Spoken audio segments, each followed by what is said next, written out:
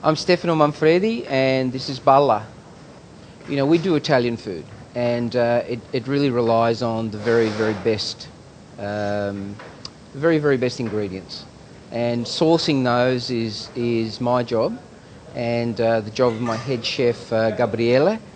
And you know, people like good food simply cooked. They can eat it day after day after day.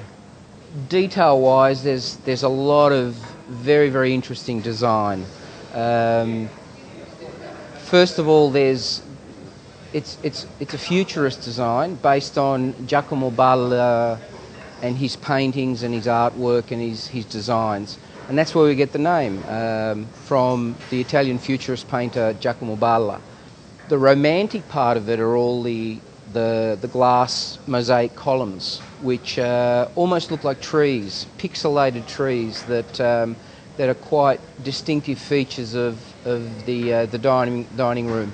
And then there's the ceiling, the beautiful Giacomo Balla-esque ceiling that is colourful, almost harlequin in its nature, but people just go wow.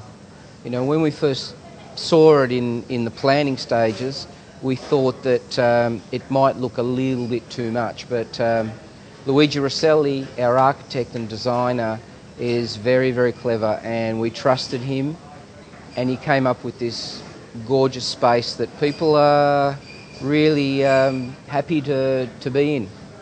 The secret to good prosciutto and salami is to find someone who can actually make them properly.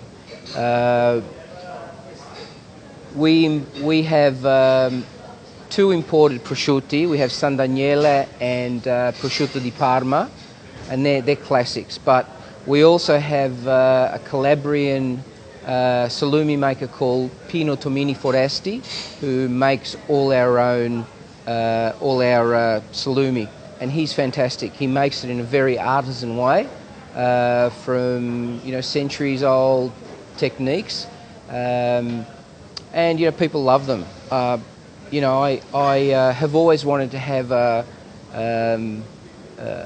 pig bar, a salumi bar, as an ode to the pig, and this is probably the closest that I've got to it yet. A large part of the antipasti section on the menu at Balla is to do with salumi. I think a pig bar sounds A pig bar's great. First one is a burrata. Now burrata is related to a mozzarella, a fresh mozzarella, but this has its origins in Puglia, which is the heel of the boot of Italy, and it's basically almost like a mozzarella skin that's wrapped around some very creamy, fresh mozzarella cheese, and then it's tied up at the top. And it's very famous. It's very creamy, nice and rich. But this is made by somebody in Queensland, so it's once again it's a culture that's come over from Italy, and someone's taken it up here, and they're producing something quite amazing. That's served with some asparagus, and then some good extra virgin olive oil, salt and pepper, and that's it. The other dish we're going to do is a pasta. Handmade macaroncini, which are little macaroni, little short ones, little tube type pasta, with yabbies, butter, parmesan and sesame seeds. Yabbies are very Australian freshwater crayfish. I love them. Where I come from in Italy, it's a landlocked area, but we have large lakes, and we have freshwater streams that come off those lakes, and there are freshwater crayfish in them. So this is a dish that's sort of come from that world to here, and so we're using Australian ingredients, i.e. the yabbies. So it's very easy to do. If you don't have yabbies, you can use prawns, but yabbies add a sort of a delicate touch to this.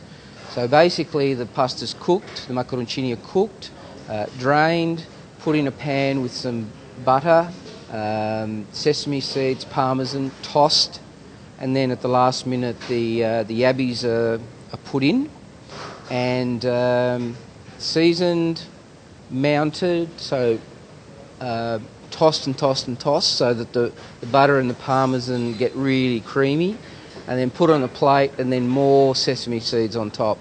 So it's a very, very popular dish here. All the pasta's in-house. We've got this machine, this very, very beautiful Italian machine called La Monferina, and we actually extrude pasta. So we can make any shape we want, from the little risoni to, little ears or shells, or we've got all the dyes, and it's a lot of fun. So we can make all of that pasta. We make it from durum wheat, 100% organic, very, very Italian.